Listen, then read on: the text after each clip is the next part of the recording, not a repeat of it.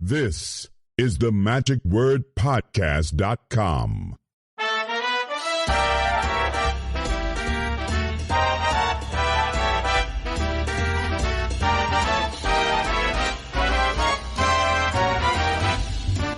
We are presenting to you here this morning with actually on day 3 of the 50th annual 4F convention, a report of kind of what went on last night. Now, we said we weren't going to be able to do this until actually this morning. Or rather, we weren't going to do this morning because Mark was going to be gone. So we are now doing a little bit of time travel.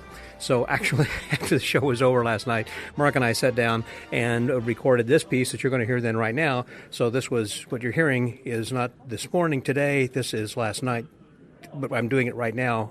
You get the idea. Mark, you understand what I'm doing? Yeah, so basically this is now the recap of the Thursday events at the 4F convention.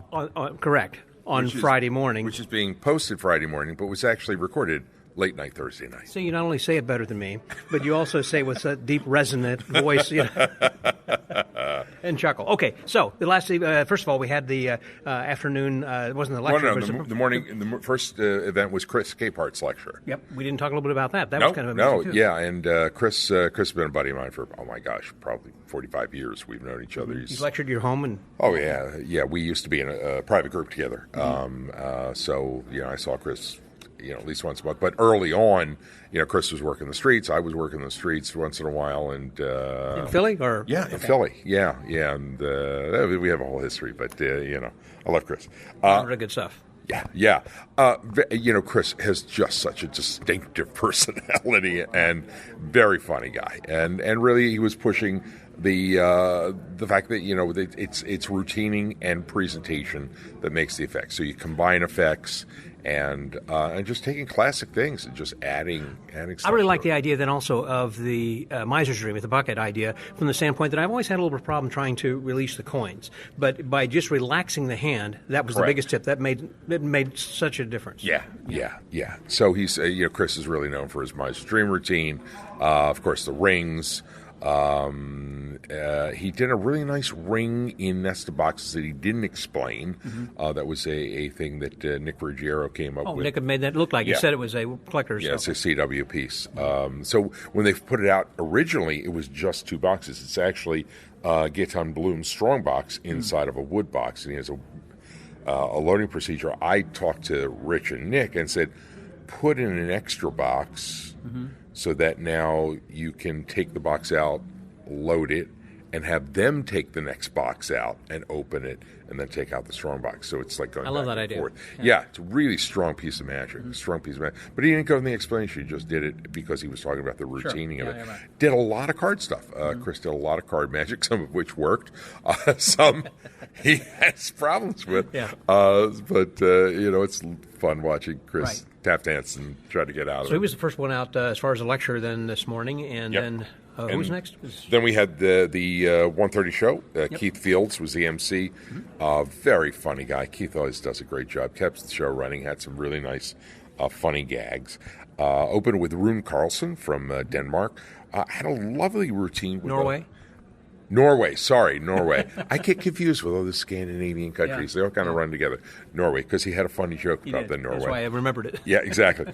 So he had a really nice routine with a little, what looked like an Aikido box, but kind of oversized, a little bigger, that he called his pill box. And he took out 3 little pills, apparently, and put them in his pocket. And then coins started appearing in the box one by one, showing it impossibly empty. And then finally the 3 pills appeared back in the box. It was a really, really sweet little routine. Liked a lot. He was followed by Ricardo Rosenkrantz from Chicago, and Ricardo did his Balsamo routine, which is based on the Giuseppe Talking Skull. Yeah, and Giuseppe's was called Balsamo. Mm-hmm. And the original Giuseppe's was a clockwork mechanism that is just incredible, a nightmare. It's just absolutely incredible what this thing can do, but you have to memorize the motion and everything. Well, Ricardo's had that modernized with electronics instead. Mm-hmm. A cute little routine, and he combined it with a trick not very often seen, the Aikido letter blocks. in the box. I wonder what that was. I love that. Yeah, it's an Aikido routine, and you don't see it very often. No. And his was really nicely made, and he handled it extremely well. He had a very imaginative routine, so that was nice to see.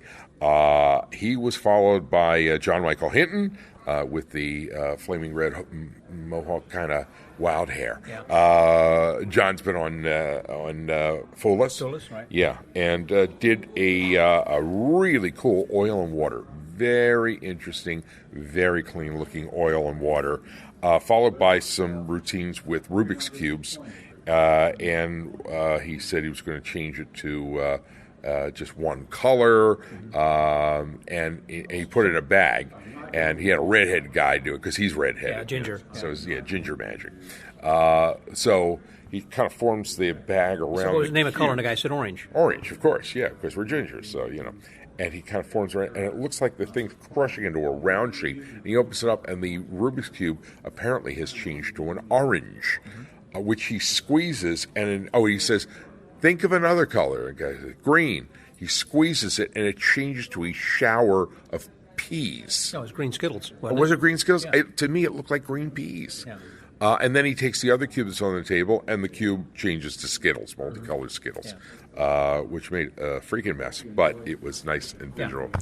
Ryan Lehman, a magician from New York State here in this area, did a routine with Chinese coins, but very unusual. He did Chinese coins from a purse, which appeared to be like silver dollar size, and then, not from a purse, from a paintbrush. Oh, yeah. So he like he was kind painting of his hand. Yeah. Exactly, he's painting his hand and painted these coins onto his hand, and they vanished again into the paintbrush.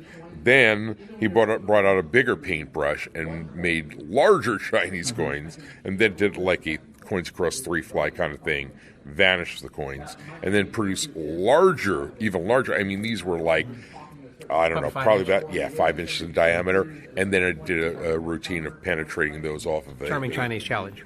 Yes, but he used a silk streamer and very different handling, but it was similar to Troy Hooser's Charming Chinese Challenge. Real nice bit. Jason Michaels from Tennessee followed, doing a nice idea with a couple of books and letter cards, your regular playing cards and letter cards to choose the pages, and then the letters predicted the word that was chosen. Real nice commercial piece. Alexander Great followed him, did a coins across routine, followed by John Kennedy's Impossible Matrix, which he had a little problem with, but got through. And he finished with the coin in the bottle multiple times, and finished with Kevin James's version, where the bottle disappears. And very nice routine. Eddie McCall from Scotland, super techno gambling stuff. Did some ace deals that were really super technical stuff. This was his first time here, I think, too, wasn't he? No, it's his second. Okay. Second time here. Jeff Christensen from Canada followed with a real fun routine that was a ring transposition vanish. He had a lot of gags with what were apparently supposed to be children's books, and one of them, the one that was chosen, was called Hiding the Pigeon, which was a parody of Jim Steinmeier's Hiding the Elephant. Yeah. And a pigeon appeared. It was a stuffed pigeon, and the ring was actually in the beak of the pigeon. Yeah. Very clever little routine. The show closed with Ludovic de Wiet from Holland doing his Fizamac. And we've seen Ludovic do it before, and he's had some technical problems, and he did it, and man, went great today. Yeah. And then after I was talking to him, he says, no, I still messed it up, but I got out of it. I know how to get out of it this time. And it's a really, really cool routine where he starts out with a blank pack, then cards. 4 volunteers who are seated right to begin with. Right, 4 volunteers seated on stage with him. He has this tiny little table with a table lamp on it. I mean, inconsequential. But he shows the blank cards. Then cards with geometric shapes start appearing. And then they turn into cutouts of the cards. And then the rest of the deck turns to a regular deck. and then he has 3 cards selected, and he has the geometric cutout cards in the pack, and they sandwich the 3 selected cards. And then he tears off a piece of each one. Exactly. He removes those, tears off a piece of each one. Quarter of each. Exactly, a quarter of each, and has a 4th card selected, a quarter of each. And eventually, these 4 quarters form piece by piece, a la Guy Hollingsworth's Reformation. Very visual. Into a single card that is handed out, and it's 4 different corners. One of them has a different color back, and one's in a different direction. It's just absolutely impossible looking, and got a great hand, and really, really, really. That was a good way to wrap up. It was a very good show overall, very fulfilling. Yeah, a lot of fun. People I had not seen before, and also some routines I thought were just, as you say, with the one that Rosencrantz had done with the Theokido thing I'd not seen, and that routine was great. But it was a very satisfying show. Yep. And then the afternoon. We start off with the next event was the Ed Talks instead of the TED Talks, because it's educational and what was that? Just educational and deceptive. Deceptive, yes. That's what it was, and that was hosted and also Eddie Fector. That was hosted by Christian and Catalina. Always do a great job. And these were mini talks on various things that various performers are either specialists in or interested in that aren't necessarily thoroughly magic related. There's no magic tricks talked about. So the first one was David Corsaro. And David always gives great talks with his tremendous background in marketing and statistics. Marketing statistics and also in show production and in alternate venues and things. Dave, I think, is now involved with 9 different live performance shows, incorporating magic in New York. Didn't know that. And that's not his job. I mean, he's still in marketing and raising a family. And have a family, yes. Yeah. So he did a talk on Fool Us, because he was on Fool Us and he fooled Penn and Teller.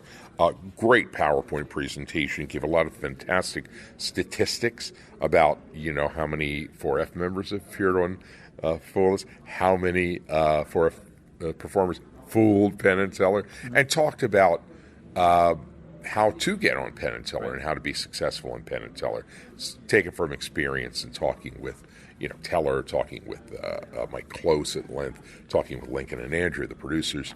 So that was a great talk. And one of the reasons, of course, he was talking about that is because the people who have attended here are, in a way, kind of fast-tracked to go this year. And I say fast-tracked only that they were offering us an opportunity to say, hey, we can go to the front of the line. You still have to be able to fool them and have something that they're interested in. But it's like, you guys have already been pre-qualified. We will pay attention to what you submit. And so that was why we thought more people would be submitting something this year more than usual. Well, and the statistics that David showed really bore out the fact that they want 4F people because 4F people have a tremendous track record on that show. A lot of 4F members have appeared, and of the members that have appeared, a super high percentage have actually fooled Penn and Teller. Right. So that's pretty cool. And then after him, there was Jason Michaels, you talked about a little bit earlier. Exactly. And Jason talked about shooting close-up video for projection during live shows. And he had experience with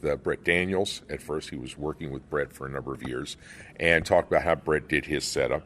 But he started doing shows in a variety of venues where he needed to project for the military. Yeah. Well, that was one of them, but he did other venues as well. But he toured in I think Iraq or Afghanistan, and all the way from the desert to the Arctic Circle. Exactly, yeah. And he actually showed pictures of the setup he used in tents in these very some were high tech and some were low tech, and he had to be ready for both. Exactly, and so he talked about the technical requirements of it, some of the ins and outs of the utilizing what he called low tech, being a 50-foot HDMI cable versus this high tech wireless system. Bluetooth kind of thing. He kind of got in the weeds a little bit with some people who may not have been as interested in that, but I thought he had some good information, and also, of course, he is available for people to talk to who might be interested in that. Yeah, and I mean, I actually asked a question which didn't get answered, but talking about, because I've had experience with it and doing Zoom shows and getting very involved with the tech stuff to get the right cameras and everything.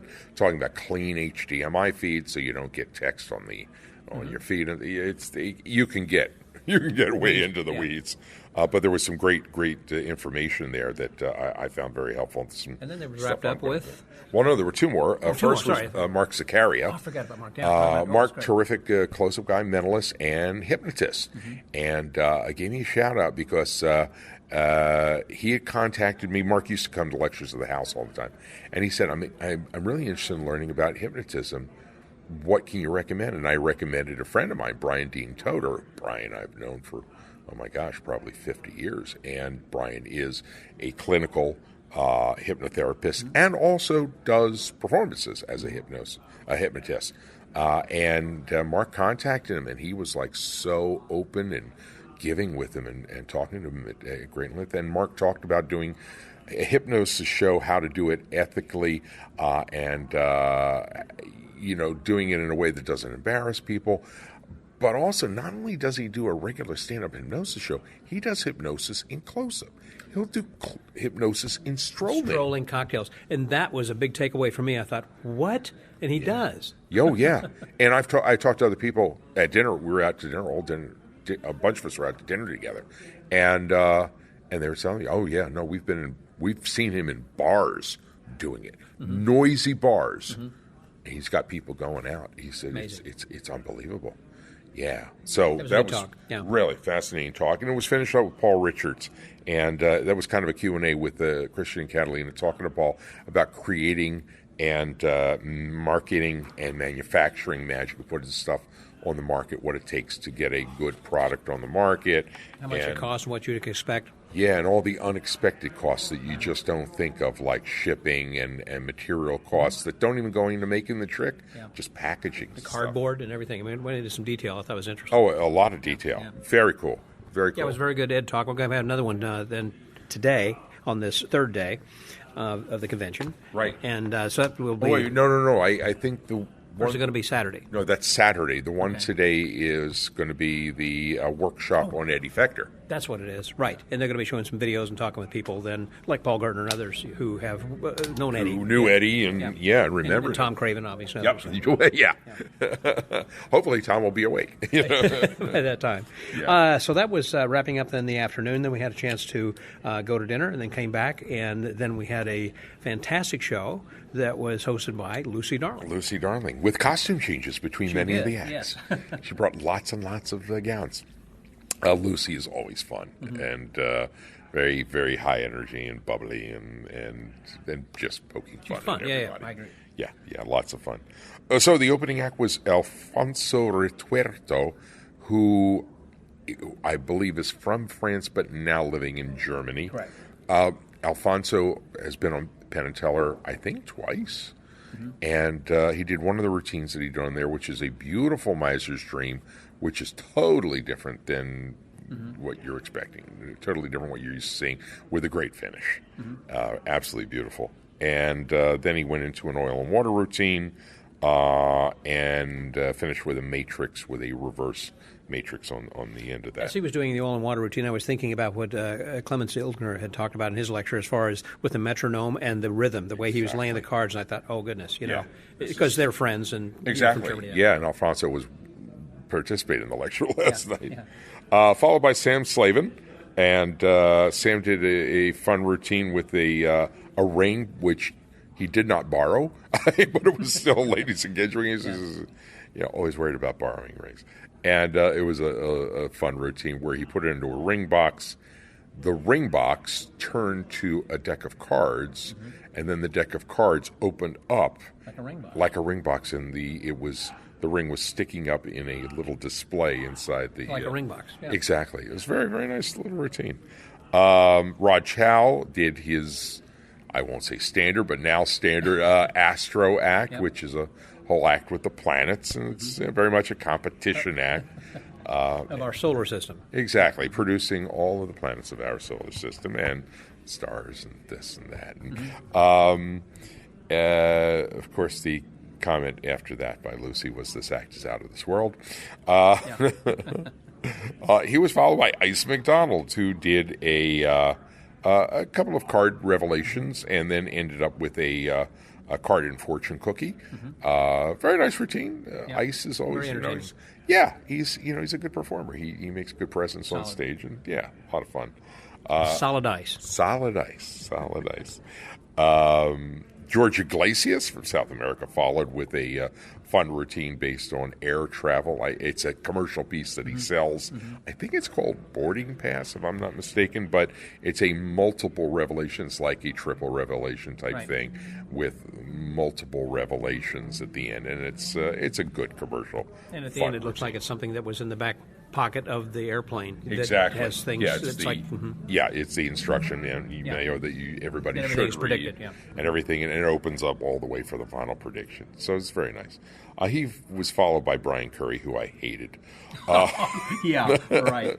So, Brian, because he was so hilarious. Brian is a very funny guy. Brian. Every line, and his delivery and his timing was perfect. So we were out to dinner last night, just he and Mike Miller and I, and he said, the last time I was here, I kind of, had some jokes at your expense. I said, yeah, they were hysterical. He says, it's going to be a lot more tomorrow night. And boy, were there ever.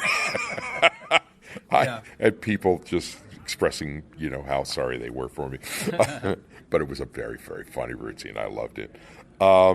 He did the actual routine was a book test that it was really fun commercial book test and very baffling. I thought it was a terrific idea. And also used a fortune cookie. He said, I didn't know Ice was going to be doing this, but I'm already into it. Yeah, exactly. You don't avoid it. And David Parr from Chicago did the trick that he did on Fool Us, which is this wonderful card coincidence routine. Do as I do kind of a thing. Exactly. It was a do as I do with a bell that was kind of like a chess clock, where he would do an action, ring the bell, then the participant does the action, then he has to ring the bell. And it's a great routine, and it's something. It's sold. I mean, he marketed the thing, and it's a terrific trick, not terribly difficult, and very, very commercial. Closing the show was Jeff Williams, who is always hysterical.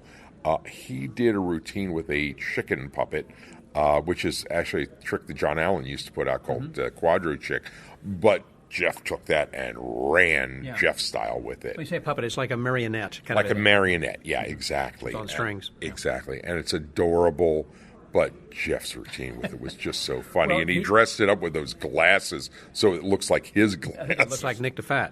I think it was supposed to look more like him, it did look like Nick DeFat. But he had written for David Letterman for so many years, and so he is just hilarious, and he can script his own stuff, and it was just great. It's all great stuff. Yeah. So that was a lot of fun. And we finished, of course, then with the guest of honor. Exactly, Mark Mason. Mark Mason did his lecture, and I've seen Mark lecture a number of times over the years. Every time it's a little bit different. And you expect some of it to be deal or dem, which is fine because Mark is the best demonstrator there is in magic, and it's absolutely beautiful. And he gives you great tips and stuff, but he had other stuff in there too. The sugar packet gag was really funny, which leads into a signed card appearing in the sugar packet folded up. It's a great routine. Simple, but boy, very, very effective. He did a couple of his marketed item. Yeah, the case dismissed. Case dismissed combined with Reeboks, which is the Steve Bedwell trick. But then he went into this thing called Stand Up Monty, which is out of an old set of lectures notes of his. But it's a great 3-card Monty routine in the hands, no table required. It's all very up and visual, and it ends with the production of a signed card instead of the queen, and it's a really very good thing. And he did a couple of other commercial things, Juxtapad Killer in Manila, which is just this fascinating mechanical thing that's just a card in an envelope that's like, holy cow, who thinks of this stuff? It's just and then he finished up with stuff, two things he's been doing for years, 2 moves, the Attitude Force, which is his handling. He says it is not a classic force, but it resembles a classic force. but it's more surefire, and it's great. And he, in like 5-6 minutes, he just goes through it, and you look at it and go, I could do that. I used to do that a long time ago after he lectured, but I stopped doing it, forgot about it, and then when he did, it's like, oh yeah, I got to go start doing that again. Yeah, it's a great move. And another move called the put and take, and it's a card you put in your shirt a card in your shirt pockets or jacket pocket, and it's instantly stolen out back onto the deck. A great move, so simple, and yet we thought of that. Exactly. So it was a terrific lecture from the guest of honor, and he got a standing O. And also just a great day. A lot of great magic that we had gotten there yesterday. Yep. On Thursday. What a great day that was. It's going to be a great day here today on Friday, and so looking forward to a bunch of stuff that's going to be happening. Me and too. You're going to be out for a little bit. I'll be out for a little bit. And then you're going to be performing because you're on the Friday night show. I'm opening the Friday night show. You're opening the show. I'm opening the show, so I have to be back by then. And then we will talk about you on tomorrow morning and Saturday morning. That'll be great. All right, we got some more people to talk to then as well. Thank you very much, Mark. I appreciate it. Thanks, Scotty. And so there we go again. That was Marc DeSouza, and this is Scotty.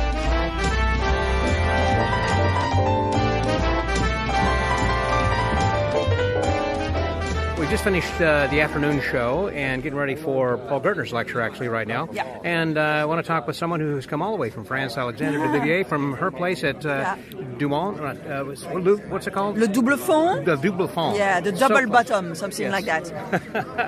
And so glad to have you here. I am so thrilled being here, Scott. As soon as I am surrounded by magicians, I feel great. You feel like you're home.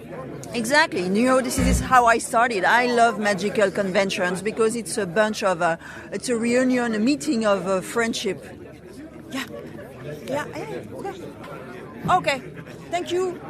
Little Stephen Bargatze interrupted. Yeah, we okay. were just miming things that we didn't understand each other. Sorry about that. You're glad to be here because why? Say it again. You were glad. I said I am so thrilled being here, surrounded by all those great artists and by friendship and by this, fraternity. It's a fraternity, magical fraternity, and I love this spirit about it. That's what I loved about FISM. For 1 week, you are amongst magicians, passionate guys who share things, just show the same passion. And this is all about passion. This is about humanity. And what number is this? How many of you? This is your fourth convention? How many Factors? At the Factors, I've done once. I've done the virtual one, and this is my second time live. One. Okay, because the last time I remember, David Stone was here, I think, when you were here then too. Yeah. It was the last one. It was the French show, that time. And it was the last one before pandemic, and then the virtual one happened, and I've done the show in the virtual one. It was great, but it was sad but great. And, it was for a bit, so it was great. Now, the Double Fond has been going. Your dad had started, I guess, with you. Is that right? We talked about this when I was over there. Great show. Yeah, thank you very much. Lovely. If anybody gets to Paris, you need to go there. It's a wonderful place down in the cellar. It's just it's a cool place. Thank you very much. Quite literally, it's cool. It's nice and dry down there and cool. Yeah, it has been there for 35 years now, where I've just finished celebrating our 35th anniversary. So it's a huge adventure, a lot of work, but very rewarding, and again, a great human adventure.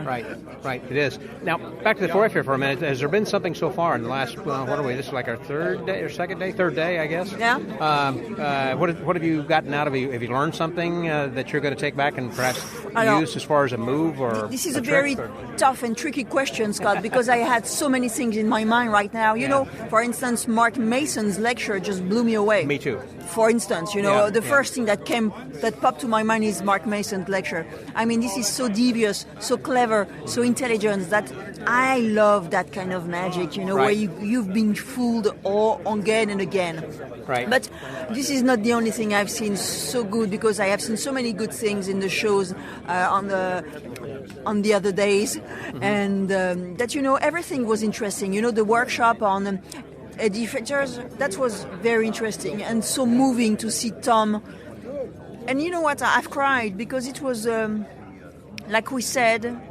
We talk about humans first. Magic is only a mean about communicating, but wow, the story of Tom, it made me cry, so very moving. And that's what I like about this 4F event, is that it's a human size. also. Good point. You Yeah, see? it's not unwieldy like at FISM where they have thousands Yeah, of people. I love FISM because, Blackpool. exactly. Blackpool is huge. But, the 4F is pretty unique in this sense, is that first it's close-up, and let's face it, close-up is not well represented in the conventions normally. For the most and part. This one is dedicated to about close-up it. magic. So Exactly. I just have to say, I clap, 2 thumbs up. This is amazing what Obi have passed on through the years. Was Obi your sponsor? Who sponsored you? But I don't know. I think Obi must be, because when I've done Fullus, he said, you have to come to 4F. I say, okay. And you have to do your Fullus show. Okay, you don't want anything else? No, you do that. Oh, okay, Obi. So, I think that Obi was my sponsor. Yes, I assume. And so, again, this is your second one, having a great time, and been learning a lot. And have you got anything from the dealer's room? Have you got a book or something that you've purchased? Or? Yeah. John Bannon's latest book. Oh, yeah. That's a hush-hush, very good. I love John Bannon's work. Glad that John's here, too. You can sign the books. Yeah. I've been to, I don't want to mistake his name, Paul. The guy with the packaging, he did the tech talk. Oh, Paul Richards. Merci, thank you. Paul Richards, and I found pretty nice things at his booth, I have to say, wow. It's all original, his ideas and things. Yeah, I love that. And I love discovering new things, because it's always new tracks that we can take. Sure. It's new path. Yeah. So I love my job, I love my passion. I won't change it. And there's no place better than here, where you again get to share that with everybody. And we're about to have a lecture over here by Paul Gertner. So this is going to be awesome. He's getting ready. We have the chance being with Paul Gertner. This is just awesome. Yeah. And I'm doing just a selfie right now. As we're doing this. Yeah, as we are doing that. Selfie. Yeah, the 4F selfie with Scott right here. Thank you so much. Thank you very much. I appreciate it, Alexandra. Always good seeing you. Anytime you want. So the Magic Word Podcast. That was Alexandra Duvivier. Scotty out.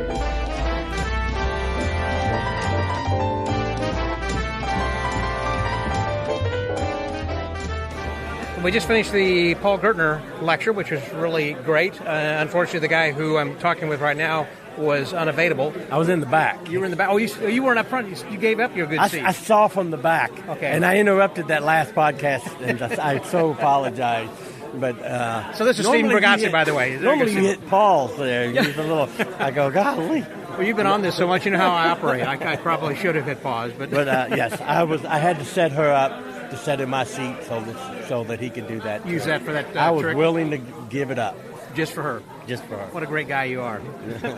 So I thought perhaps you had were giving it up and just because you're working on some of the material, because I know you're closing it tomorrow night, and as you normally do, is you kind of have you and Rick Merrill has some ideas on kind of what's been happening throughout the rest of the convention to make fun of, and then bring it all together, You know what? And this has been a hard one. It hasn't really been a lot of stuff that stands out. Like, usually there's 14 Rubik's Cube tricks, or there's 15 of the same that you can go out. That's going to be our topic we're going to hit. Yeah, or what is the trick? The trick. I was talking to someone earlier about that. What has been the thing you've seen the most of? And it seems like oil and water is something that I've seen a lot of. Yeah, I've seen two. More than two the most. That's so far. If we see three, then then we're in. That's right. I'm just waiting for one more, Scott. Get up there and do it. But so this is. We feel least prepared than we've ever been so far. That without even we got a little bit of a premise. And so we're just hoping it all is going to come together. And you got Dave Casero in your corner also helping you with David hurts way more than he helps. And people think that we have to turn half of David's height, more than half, down. David's a cruel man. I don't know if anybody knows him. Well, no, but David's great. In fact, he's right over there. Is he pointing at you? No, he's pointing at Joe Reinfleisch. So you don't even care anymore. He doesn't care. So I remember many years ago when you had a video. Remember it was snowing out and you were out there like a caveman or something in the weeds when we were over in Batavia or something. That one seems to get to be remembered the most. There was a magician, and I forgot his name. I apologize. Very good, but he had won this African magician of the continent or some big award over there. Mm-hmm. And so I was kind of being somebody from a tribe that got cheated out of that award. It felt like I should have had a chance. Mm-hmm. But it was really cold, and I was out playing. That was funny. But you have not made any video, I guess, for this. You're No not gonna- video. not We haven't this done year. any video. Okay. But Something will come to you. You Something's still got coming. more than 24 hours. yes. Something will happen. Well, if you do something, it'd be really great. If I do another oil and water, Maybe we can come and interview us during our talk while we're out there. Hey, Scott. Yeah, some gold might come out of that. Well, looks like here comes Rick Merrill now, so you're getting ready to go to dinner. We're getting ready to go to dinner. I'm eating here, so I'll catch you guys in a bit later. Stephen Bargatze, congratulations to you Thanks, and your Scott. son Nate, by the way. Oh, yeah, So yeah. it's- Nate's doing okay. Just okay. Yeah. in all ways, with his podcast and everything. So. And I have to do card tricks for 20,000 people. That's not fun. The other day, he put me in the round. Yeah. I mean, he that was doesn't. one in He Nashville, doesn't. right? Yeah, he does not understand magic and stuff. But I have a trick coming out from Penguin called "I Hate Kids," and that's what I did for 20,000 people. And with those wallets. yeah. It destroyed. Yeah. Now I think I saw on Facebook. Don't you have a show coming up also? Yeah. Well, you know what? They just so happened I was in front of 20,000 people in Nashville and stuff, and so I needed a joke for. Turning because I took somebody's money and lost it or something, and then I broke the cardinal rule for me is I actually did change. Usually I let the kid lose. I agree all kids should lose and never win, and right. you don't ever let them win. But since 20,000 people, Rick Merrill said you should really turn it into 100 and just give it to the kid. And so I kind of needed a joke, so I said. I turned it into 100. I go. I'm gonna be honest. Nathan sold a lot more tickets than I thought. So you're more than Jim Gaffigan. So I can afford to do this, and so I did it. And then I go Zanies. I'm gonna be at August the 15th. So it sold out in like 4 or 5 days, which is great. Congratulations! And I doubled the ticket price because who cared? And so it was. I said that way I promoted Zanies, so I'll get my $100 back. So I really did it as a joke, and I went back, and he goes, "We can make that happen." And I go, "Well, I hope you do," and he did. Wow, so it's a win-win all the way around. Win-win all the way around. Thanks, Steve, I'm Scott. going to let you go. Thanks very much. I appreciate your friendship, buddy. Anytime, buddy. For the Magic Word Podcast, that's Stephen Bargatze. Scotty out.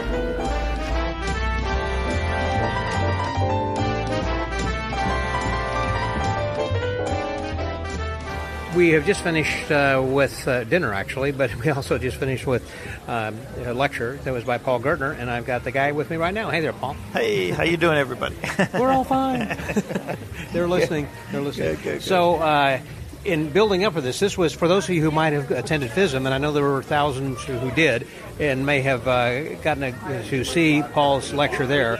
It was kind of he had gone into more depth today with than the stuff that he did there. But that was you talked about Penn and Teller at that convention too. Fine tuning a Fuller. And, fine tuning a Fuller. Yeah, kind of tweaking and basically showing different routines that I did on the show and talking a little bit about the details behind them. I don't recall that you brought the props to Quebec that you did here. I had some, but I didn't have as much time up there to show them.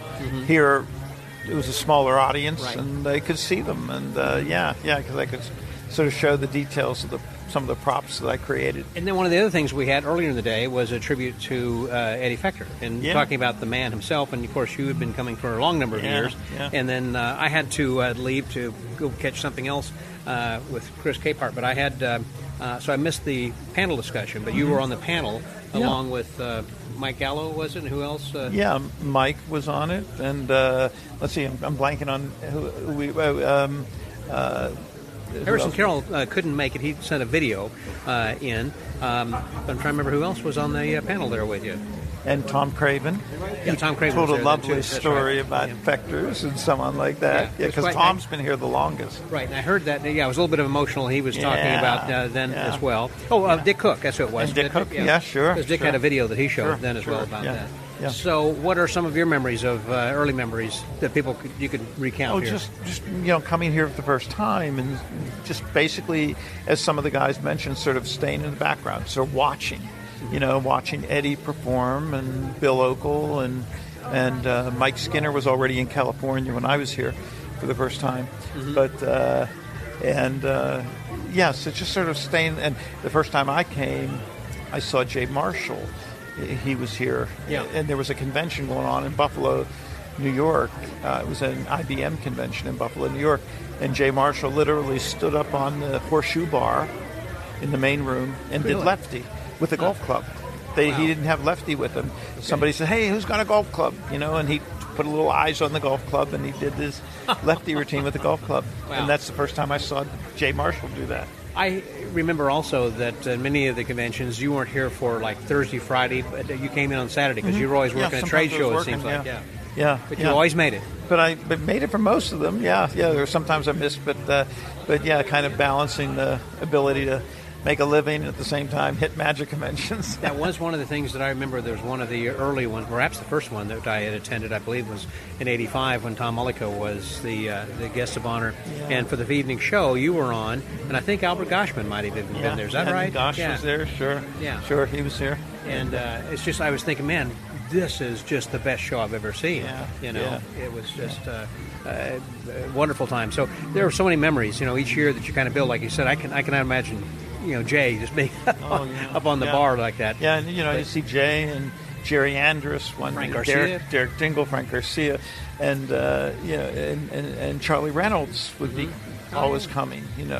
He'd be here, and but a lot of the greats, guys over the years. Yeah. And what I'm pleased to see is that it seems to be in good hands as far as continuing to go into the future. It looks like they have, with Joan Caesar and Glenn Brown that are handling it right now, and the young people who are coming in from all over the world that are doing some amazing stuff. We really haven't probably seen a handful of Americans yet so far. I mean, most have been from, what do we have, 17 different countries who are represented here. I think they said something like that. Yeah.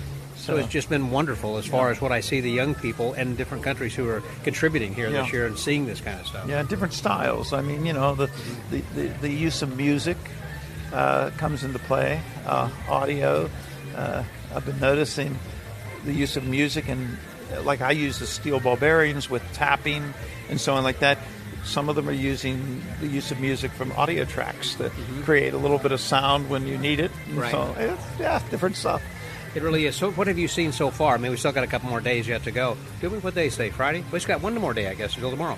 Through tomorrow. But what have you seen? What have you seen that's kind of impressed you, either a lecture or maybe out here just in the lobby or someplace else? I was working on getting this lecture to ready, so I haven't had a chance to session much. Now that I'm done, I get a chance to play, but I haven't had to. We're kind of done. Aren't you on tomorrow night? No. You're done? No, I'm done. Okay. I'm really done. So, so I might throw a few things in my pockets and do some things late at night. There's a few new tricks I've been working on. You haven't been up to the Italian suite for limoncello yet, have you? No, I haven't. No, that's tonight. Okay. Yeah, I plan on limoncello tonight. Yeah. After I posted the podcast this morning, after 1 o'clock, I went. Were they doing limoncello last night? Yeah, they were. Yeah. Ooh, okay, I missed that. And they but got I had to sleep last night because I had to be ready for today. Right. And but so tonight, it's kind of nice to get the stuff out of the way that you're doing performance-wise. Now, years ago, they also used to have the precursor suite. I miss that. Yeah. What's the gentleman's name who ran the Precursor magazine? Bill Meisel. Bill Meisel. Yeah. Mm-hmm. And Ed Eckel and the whole gang would be there. Yeah. Now, is there a Precursor suite here this year at the new hotel? I asked somebody that too, and they didn't think so. I'm not sure. I don't believe there is. Well, there are enough other parties going around. But you probably didn't go into the Scotch room either, did you? I avoided the Scotch room last night because I'm not a Scotch drinker. Okay. That would have not been. Wouldn't have ended well. I was talking with, I won't say his name, but there was another magician who said, I just had 4 glasses of Scotch, and he was in the hospitality, having a donut. They were doing serious Scotch. He said, I need to go to bed. Yeah. I think I've had just about enough. Yeah. Anyhow, so you've had a good time. Yeah. It's been a good 50. Well, and it's got still another day and a half to go. So. That's right. Well, Paul, okay. Good seeing you and good lecture. Good having dinner with you. Yeah, good spending time with you. Okay. For the Magic Word Podcast. Okay. That was Paul Gertner. Scotty out. Thank you.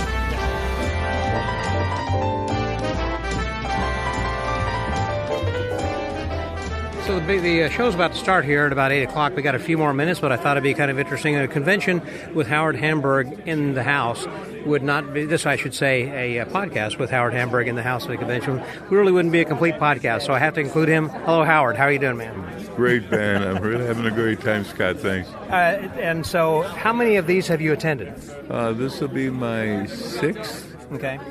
You know, 6. And this is pretty special after, so many years of having to wait before we finally got together.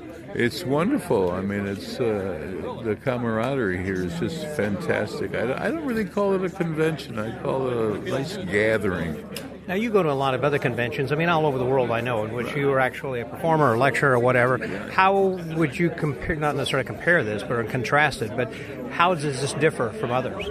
Well, I've done Escorial and many others, but it seems that everyone is really true to each other, and no one is above one. Everyone sits around, they talk, they share ideas, and it's just the camaraderie is fantastic. Yeah. It's more of a family. Yes, absolutely. Absolutely. And so what have you seen here that you have learned or you think has been particularly great that you're teaching everybody else, usually, but have you actually learned something, seen something, or been fooled by anything? Absolutely.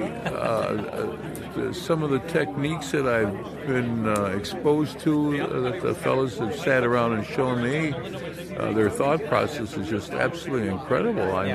It just continues and gets better and better as far as I'm concerned. And that's the thing, I think, is how open and sharing that everyone is here with ideas. And we're seeing such international stars like Alexandra Duvivier, who's sitting right next to us over here, who also share ideas and things, with us all the time and different moves and whatnot. And so how, just staying up late, with them. Yeah, it's true. People are very genuine with each other, more so than any other convention. Escorial's the same, but this is my favorite. This is really my favorite. You're going to come as long as you can to this convention? If God is willing, but every day's a blessing, buddy. It's a blessing, it's a gift. I hear you. That's the way I feel, too. Yeah, it's been great. And so where's the next convention that I'm going to probably see you? Well, I'm actually, because someone heard that I was on the East Coast, I'm going to go see Ozzy Wynn's show Sunday night, and then I'll be doing something with Sean Farquhar on Monday, and then Tuesday a lecture all of a sudden at SAM1, and my doctor doesn't want me to go on long trips, but something, I'm going to take a shot and just go wherever they want me. As long as you can, as far as you can. Yes. Are you going to be going to the IBM or SAM conventions this year? No, I am not going to, but... Magic Live? Magic Live I may. I can't really make plans in ahead because of, medical issues and so forth. But if it wasn't for Magic, I wouldn't even be here sitting with you. Really, if you think gives us extra years, doesn't it? I honestly believe it does. I do. Honestly, God, yeah. Hope that I get to see you for many, many more years to come. Same way with you, Scott. You're a blessing in the Magic world, and I really appreciate it. The only regret I have is that I didn't have the opportunity to have you earlier in my life. I feel the same. I wish I would have known you a lot longer than I have. You're a great guy. Love you, man. Thanks, buddy. So for the Magic Word podcast, that was Howard Hamburg. Scotty out. Thanks.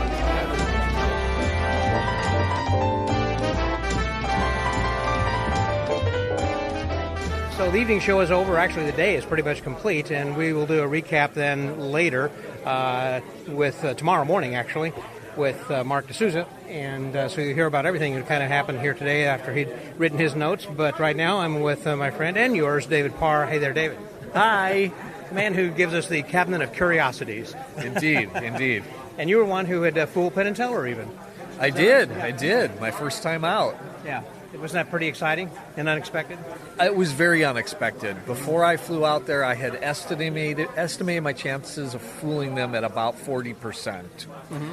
And because I know they're walking encyclopedias of magic. Sure. So my goal was to try to bury the method deep enough that they wouldn't recognize it. Right. And the way I buried it was bury it under a game. Yes. Okay. Right, and I think that's what fooled them. The game was so compelling that you get caught up in the back and forth of it, and then by the time you realize where it's going, it's too late to reverse engineer. There are so many layers. Right. All that. Yeah. Well, one of the things they keep saying here is that you shouldn't go with the intention that you're going to fool them, but you're going to have a good time. Yeah. The producers gave us a little speech beforehand, which was very wise advice. And they said, let go of the idea of fooling Penn and Teller. Yeah. They said if you focus on that to the exclusion of everything else, you're going to ruin this experience for yourself. Mm-hmm. Because if you don't fool them, you're going to be disappointed, and it's going to be a bad experience. And so they said, just let go of it. If that happens, that's a bonus. Right. But they said, just focus on having a good time, doing a good performance. And then at the end of it, whether you fool them or you don't fool them, you're going to have the best demo reel you could never have afforded to pay for. and it's right. true. Yeah. Have you found that you've gotten additional work as a result absolutely. I've booked gigs off of that clip. Yeah. So you use it in promotion a lot. Oh, for sure, yeah. So what have you been doing of late? In Chicago, I guess, or traveling mostly in Chicago? Or? I'm just getting back into the swing of performing and lecturing again after the pandemic. I was, out of commission for, 2.5 years, and then I booked this gig in Hawaii where that kind of came out of nowhere, and I was there for 2 months on Maui. Right. And then... was that where Shutogawa was working also? Yeah, okay, and then he's on Oahu, and I did 3 weeks there. Yeah. And so I had to hit the ground running again. Right. And do the cabinet show after not doing it for years. Yeah. And, we mentioned earlier the Cabinet of Curiosities. I think that's an amazing thing because you have this cabinet, and the show is different. It's whatever the people pick, and then you go with that. Exactly. There are points in the show where people get to choose which artifact we're going to examine next, so that they have some agency in the performance, and the performance is fresh every time. Right. Yeah. Right. For everyone, for me too. So, as far as the 4F goes, how many have you attended of this? This is my first one. Your first one. I was going to say, I didn't remember seeing you here, and I thought this might be your first. No, some friends asked me, and I said I'd never been, and they were like, well, you should go. Yeah. And I was like, well, no one invited me. Well, it is the 50th, and this was one of those things that had been sold out for a while, so there must have been some people that fall out the last minute, and you must have been high on the list there. Yeah. Well, I was supposed to be here when they had to cancel because of the pandemic. So you were in a long time ago. It wasn't just like the last minute, like last week? No. Okay. Obie and I were in communication the whole time. Okay. And they kept delaying it and delaying it, and so... what's your experience as a first-timer? I'm glad, because I haven't seen any. If you're the first-timer I've talked with here, so as a first-timer, what is your thought and experience of this experience? Well, it's kind of amazing because so many people have been with this thing for so long, and so when you develop that kind of a unit, a closely knit unit, it functions differently from a convention where most people are strangers. Right. They've gotten to see one another develop over time, and so there's a kind of investment in one another that might not happen at another convention. Right. Yeah, I think this is my 35th or 6th time myself, actually. Wow. So okay. So it's that kind of a thing. It means a lot to me because all these people. Do you agree? I agree. I just want to hear someone else say that. Okay, good. So is it the good enough experience that you're going to think, hey, I'd like to come for another 35 years too? Oh, I'd do this again. Yeah. Mm-hmm. Yeah, why not? Well, there's sometimes people who will come to a convention saying, oh, that was fun, but there are other conventions I'm going to try. But I was just wondering, as a first-timer, as it was for me, in my experience, there's nothing like this. I'm coming back, and I keep coming back, and I look forward to it every year. Well, I'm always up for a new experience. Well, sure. And so that's why I was eager to come here my first time and see what it was about. Well, the nice thing about this is you didn't have to experience snow and ice. Of course, in Chicago, you're used to that, but in Buffalo, they've been getting their fair share of it, too, here of late. Typically this time of the year, a lot of times you can't expect some snow out there. It's been fairly moderate, I think. No, it was cold when I left Wisconsin, and it was warmer here. Definitely. Yeah. Well, I'm glad you had a good time, and I expect to see you back then next year and in future years as well. That'd be great. You did a good job. I enjoyed your performance then, too. Thank you. It's such a fun routine to do. Yeah. Well, it's one of those things, again, that you weren't looking to fool. You were looking to entertain with something that was solid that you've done for a long time. But it was a fooler, too. But it was good. I enjoyed it. Thank you very much. Thank you so much. So that's my friend David Parr. And by the way, I'd recommend that if you want to hear more from David, go back in the archives and just do a search for David Parr. And you can hear what we had talked at length and the Magic Word Podcast. That was David. This is Scotty out.